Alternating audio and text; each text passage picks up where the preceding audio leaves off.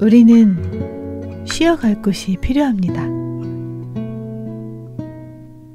바로 여기 안 작가의 서재.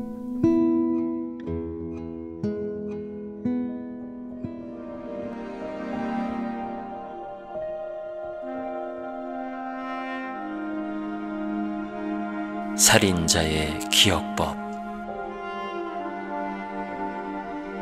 김영하.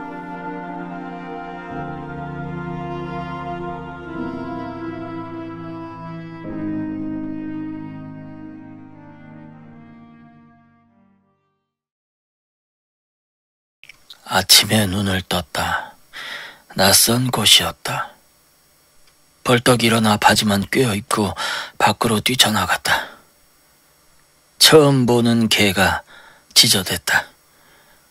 신발을 찾으러 허둥대다가 부엌에서 나오는 은희를 보았다. 우리 집이었다. 다행이다.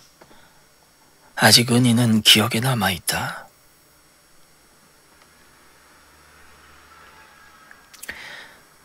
(5년) 전쯤의 일이다. 동네 노인들과 일본 온천 관광을 갔다. 간사이 국제공항 입국대에서 심사관이 내게 질문했다. What do you do? 무슨 장난기가 동했는지 나는 Killing people 이라고 답했다.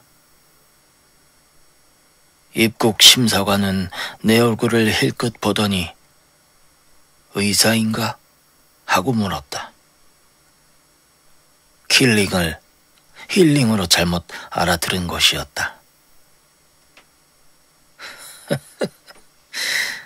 나는 말없이 고개를 끄덕였다. 수의사도 의사는 의사니까.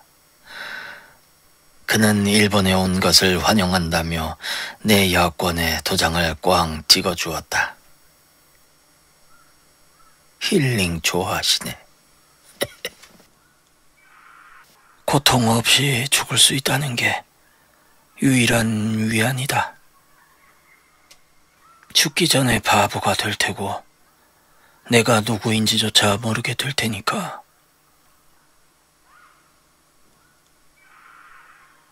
술만 마시면 술자리에 있었던 일을 다 잊어버리는 동네 사람이 있었다.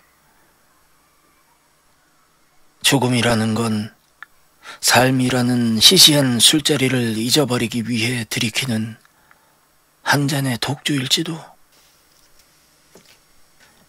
은희가 친구에게 보낸 문자 메시지를 보게 됐다. 정말 돌아버릴 것 같아. 하루하루가 너무 힘들어. 친구는 위로인지 비아냥인지 모를 말을 보냈다. 효녀 낫네. 어? 진심 대단하다. 나중에 어떻게 될지 그게 더 무서워. 치매에 걸리면 인격도 달라진대. 벌써 그런 것 같기도 해. 요양원에 보내. 친아버지도 아니라면서 왜 네가 다 감당하려고 그래? 친구의 문자가 이어졌다. 죄책감 가지지 마라. 어차피 기억도 못할 것 아니냐. 은희의 답장은 이랬다.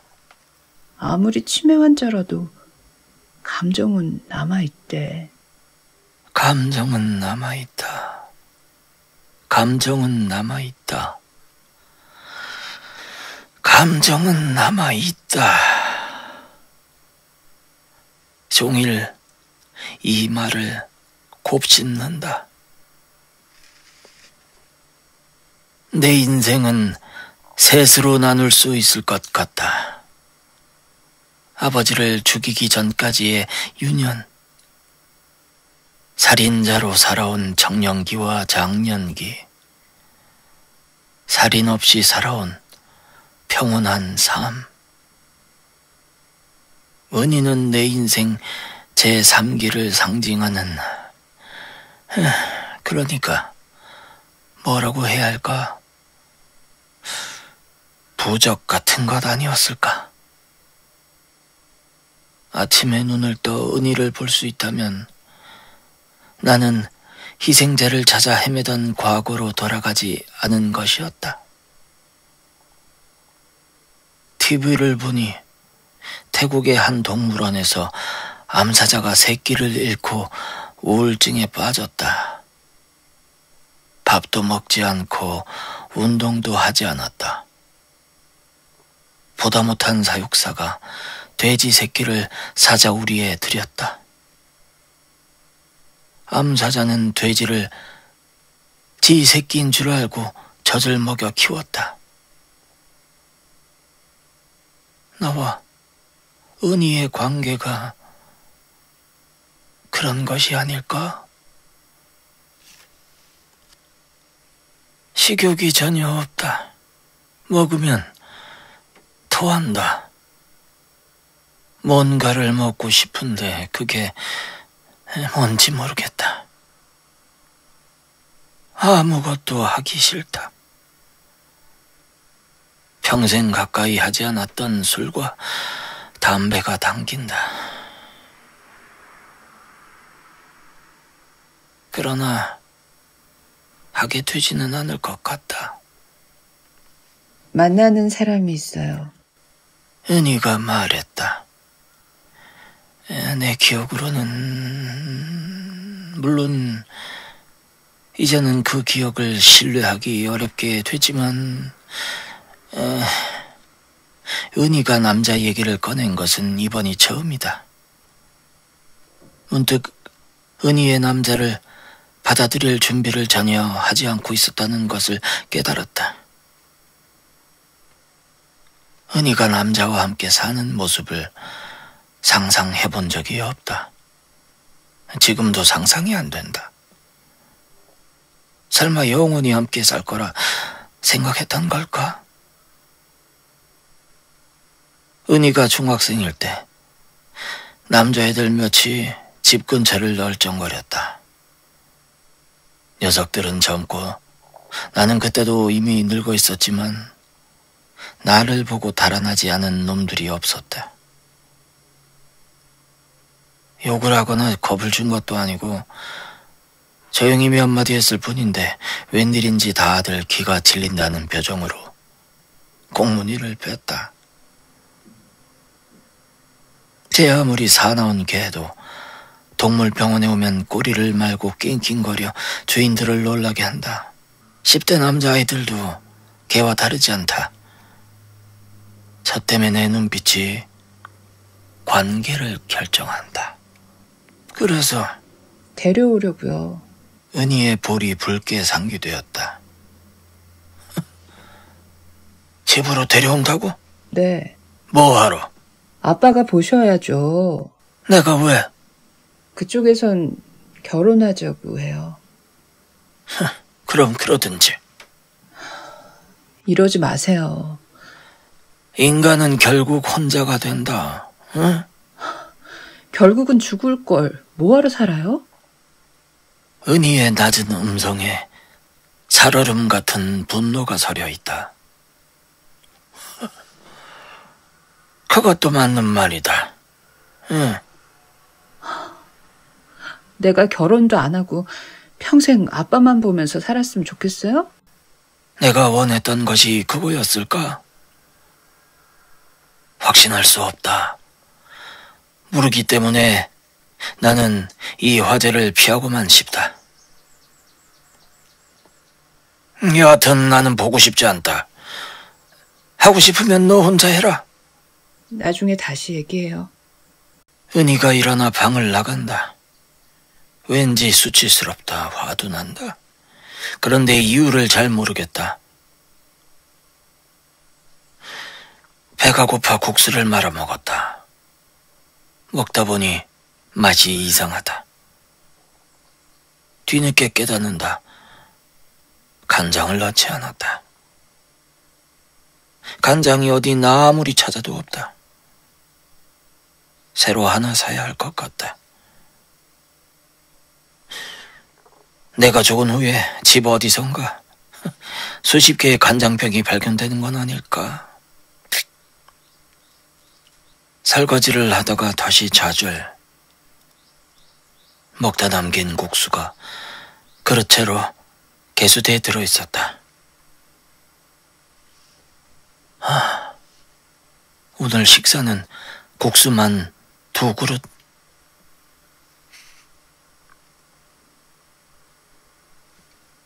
내 명예를 걸고 말하건대 친구여. 짜라투스트라가 대답했다. 당신이 말한 것 따위는 하나도 존재하지 않는다. 악마도 없고 지옥도 없다. 당신의 영혼이 당신의 육신보다 더 빨리 죽을 것이다. 그러니 더 이상 두려워하지 마라.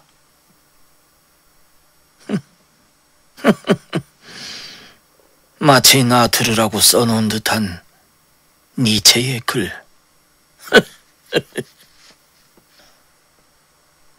살인자로 오래 살아서 나빴던 것 한 가지.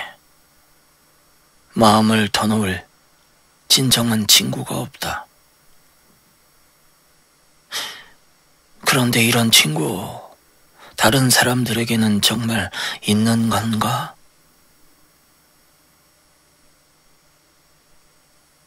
천둥 번개가 요란하게 치자 대숲이 웅성거렸다. 밤새 잠을 이루지 못했다. 처마를 따라 흘러내리는 빗물 소리가 몹시 거슬렸다. 예전엔 저 소리를 참 좋아했는데.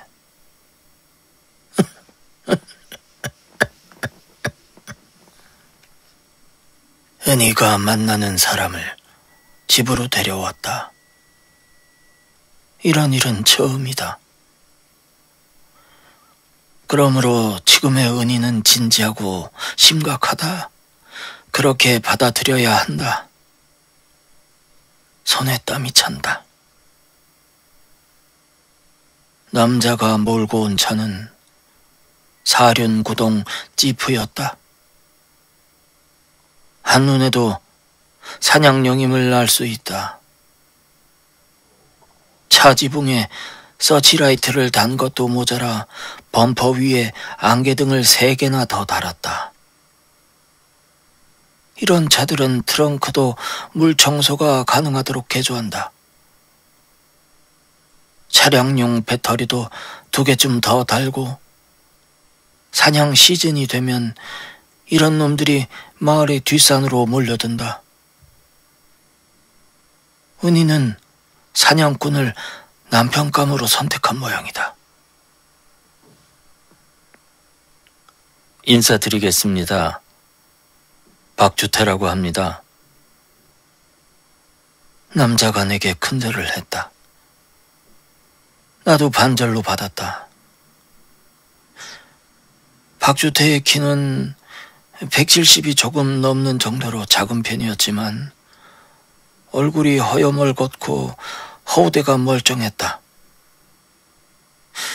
그런데 자세히 살펴보면 이마가 좁고 눈은 작으며 하관이 빤 전형적인 쥐상이었다.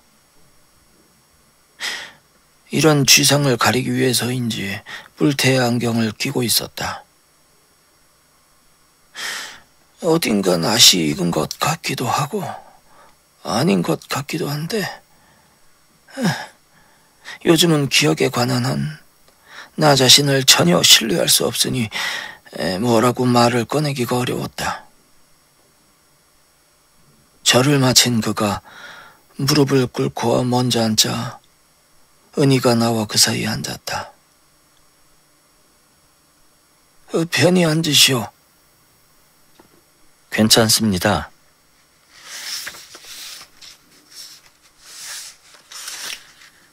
그의 말이 끝나기가 무섭게 말을 던졌다. 나는 치매요, 알츠하이머. 은희가 고개를 번쩍 들어 내 얼굴을 봤다.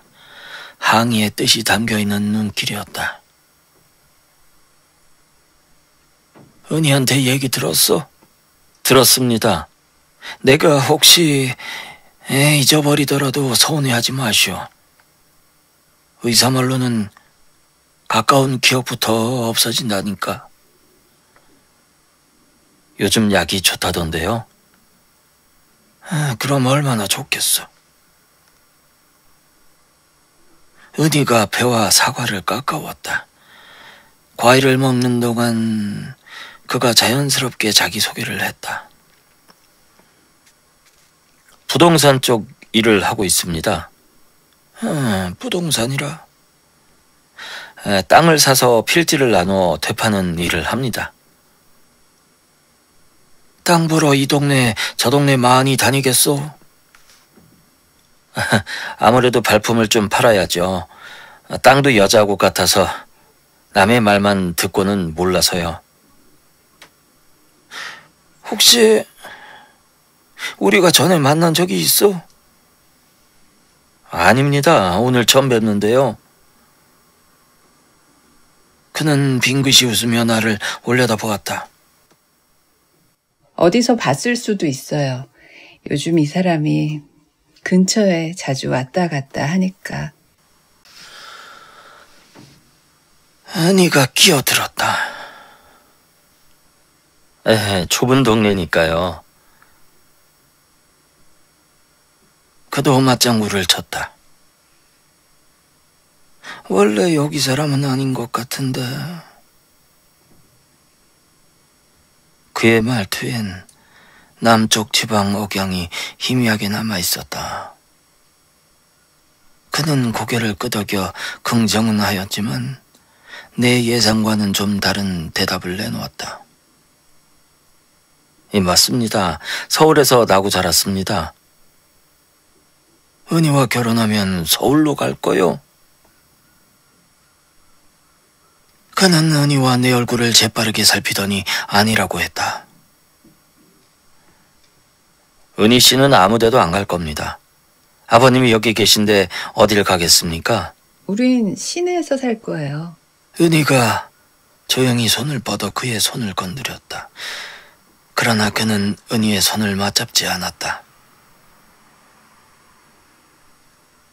위협을 당한 달팽이처럼 오므라들어 손은 주먹을 쥔 모양새가 되었다. 멋쩍어진 은희의 손이 주인에게로 돌아갔다. 눈 깜짝할 사이에 벌어진 일이었지만 마음에 걸렸다. 그가 자리에서 일어나자 은희도 뒤를 따랐다. 은희는 사냥용 지프에 조수석에 능숙하게 올라탔다. 한두 번 타본 게 아니라는 것을 금세 알 수 있었다. 은희는 찻장을 내리고는 시내에 좀 다녀오겠다고 말한 뒤에 다시 창을 닫았다. 대문을 닫고 집 안으로 들어와 박주태와의 첫 만남을 기억이 사라지기 전에 기록했다.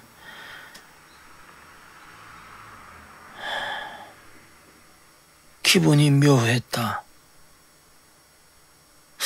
처음 만나는 놈이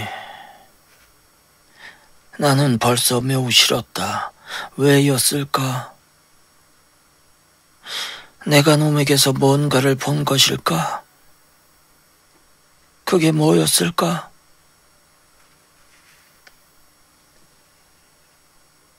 난방비가 많이 나왔다. 물가가 너무 많이 오르고 있다.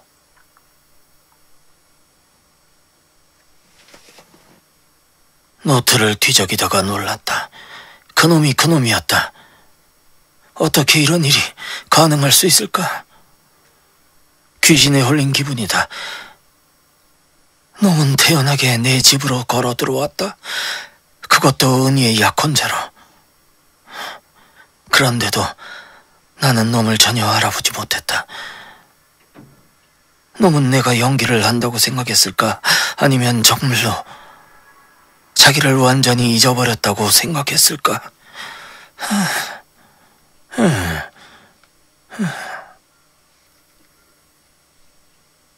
책을 읽는데 갈피에서 메모지가 툭 떨어진다.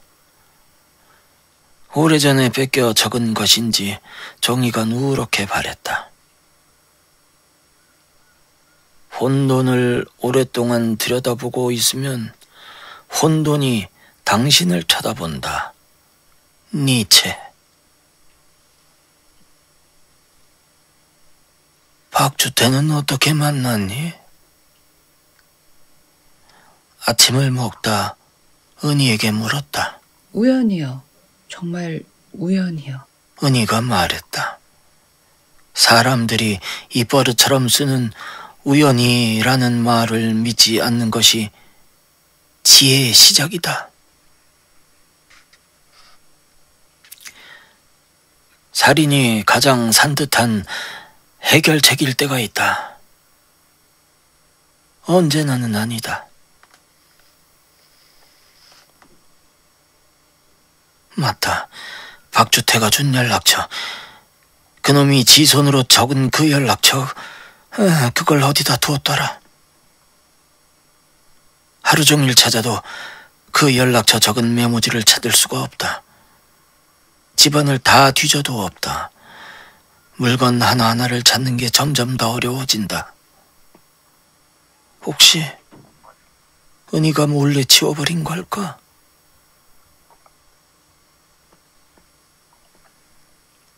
신발 거꾸로 신으셨네요. 동네 구멍가게의 남자가 나를 보고 웃었다. 그 말이 무슨 뜻인지 알아내는데 한참 걸렸다. 신발을 거꾸로 신었다는 게 무슨 뜻이지? 비유인가? 출근한 은희의 책상에서 요양원 홍보 리플릿을 발견했다. 영육의 안식처, 호텔급 시설. 광고 문구들은 화려하고 매혹적이었다. 정말 내 영혼과 육신은 저기에서라면 안식을 얻게 되는 걸까? 나는 리플릿을 다시 접어 있던 자리에 놓아두었다. 은희는 꿈을 꾸고 있다. 사랑하는 남자와 결혼해 스위트홈을 꾸미고 걸림돌인 나는 요양원으로 보내고. 이것은 은희의 생각일까? 박주태의 관계일까? 은희의 휴대폰에서 박주태의 전화번호를 찾았다. 시내에 나가 물건을 사면서 남자 점원에게 부탁을 했다. 늙어서 좋은 점 하나는 사람들이 여간에서 의심을 하지 않는다는 것이다. 점원은 택시기사를 가장해 박주태에게 전화를 걸어주었다. 운송장의 주소가 너무 희미해서 그러는데요. 박주태는 순순히 주소를 불러주는 모양이었다. 점원은 받아 적은 주소를 내게 넘겨주며 물었다. 근데 무슨 일이래요? 심부름을 마친 점원이 빙글거리며 물었다. 소녀가 가출을 했소. 점원이 웃었다. 왜 웃는 걸까? 다 이해한다는 걸까? 아니면 비웃는 걸까? 박주태를 미행했다. 그는 하루의 대부분을 집에서 보내다가 오후 늦게 자신의 사냥용 지프를 몰고 밖으로 나간다. 다방 같은데 들르는 일은 거의 없다. 가끔 남의 밭이나 과수원 초입에 서서 주변을 둘러본다. 땅을 보러 다니는 부동산 업자 같기도 하지만 그러긴 사람을 너무 안 만난다. 때로는 밤에 나와 뚜렷한 목적지 없이 도로를 질주하는 것 같다.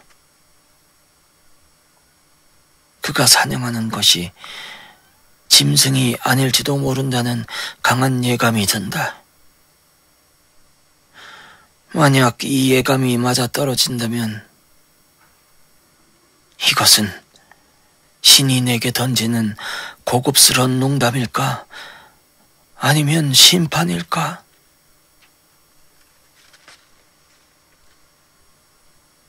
박주태를 경찰에 신고하는 것에 대해 진지하게 고려했다.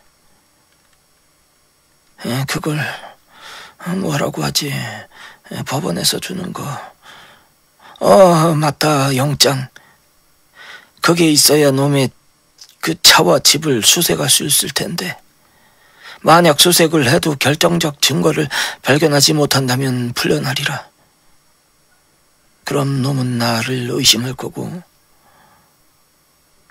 이미 충분히 나를 경계하고 내 주위를 맴돌고 있다. 만약 그놈이 정말 범인이라면 나 혹은 은희를 다음 공격 목표로 삼을 것이다. 놈의 눈으로 우리를 본다. 산기슭 외딴 집에 살고 있는 70대 치매 노인과 연약한 20대 여성. 참으로 만만해 보일 것이다. 은희를 앉혀놓고 박주태에 대해 말했다. 내가 그의 사냥용 지프를 추돌했을 때 그 트렁크에서 뭘 봤는지, 그 피가 얼마나 붉고 선명했는지, 그가 어떻게 내게서 달아났는지, 그 후로 얼마나 오래 내 주변을 서성거렸는지, 그런 자가 우연히 네 앞에 나타났다면 그 우연이 뭘 의미하는지, 네가 얼마나 큰 위험에 처해 있는지. 은희는 참을성 있게 듣더니 이렇게 말했다. 아빠, 도대체 무슨 말씀을 하시는지 전혀 모르겠어요. 나는 다시 시도했다. 그러나 은희의 반응은 비슷했다. 내 말이 너무 두서가 없어 알아들을 수가 없다는 것이었다. 영어를 처음 배워 미국인 앞에서 떠들 때와 같은 기분이었다. 최선을 다해 말하고 있고 상대방도 애써 듣고는 있지만 의사소통은 전혀 되고 있지 않았다. 은희는 내가 그 남자를 아주 싫어하고 있다는 사실만 받아들였다. 은희야, 나는 그를 싫어하고 있는 게 아니라 너에게 위험을 경고하고 있는 것이다. 너는 너무 위험한 남자와 만나고 있다. 그리고 네가 그 남자를 만나게 된 것은 절대 우연이 아니란다. 우리의 대화는 끝내 실패하고 말았다. 은희의 참을성은 동이 나고 마음이 급해진 내 말은 더 어눌해진다. 언제나 그랬듯이 언어는 늘 행동보다 느리고 불확실하며 애매모호하다. 지금은 행동이 필요한 시간. 은희의 방에서 소리 죽인 울음소리가 새어나온다.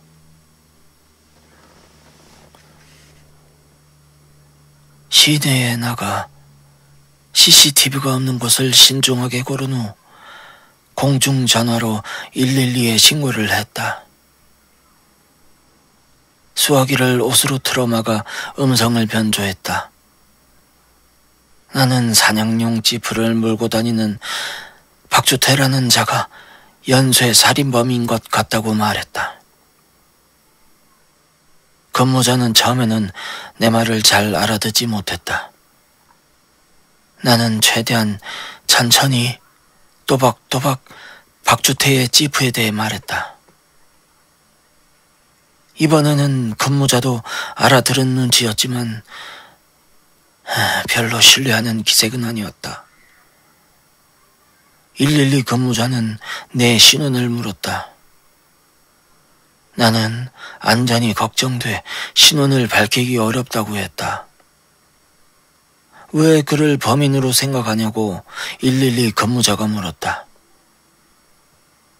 나는 대답했다. 그자의 차를 조사해 보시오. 거기서 피를 봤으니까. 분명히 뭔가를 하러 방에 들어왔는데 그 뭔가가 뭔지 전혀 생각나지 않아 한참을 우두커니 서 있었다. 나를 조종하던 신이 조종간을 놓아버린 것 같다. 뭘 해야 할지를 모른 채로 한참을 멍하니 있었다. 만약 박주태를 잡다가 이런 순간이 오면 어떻게 해야 될까? TV를 보니 연쇄살인 사건 용의자 한 명이 이미 동행 형식으로 조사를 받았으나 혐의점이 없어 바로 풀려났다고 한다. 경찰은 왜 박주태를 그대로 풀어주었을까? 정말로 아무것도 찾아내지 못한 걸까? 시대가 바뀌었어도 그들은 변함없이 무능하다. 이제는 내가 직접 그를 상대해야 하는 걸까? 그것밖에는 방법이 없는 걸까? 난생 처음으로 필요에 의한 살인에 대해 생각하기 시작했다. 평생 오디오를 수집하던 남자가 회사의 지시로 행사용 앰프를 사러 다니게 되면 아마 이런 기분이지 않을까? 내 생의 마지막 할 일이 정해졌다. 박주태를 죽이는 것이다. 그가 누구인지 잊어버리기 전에.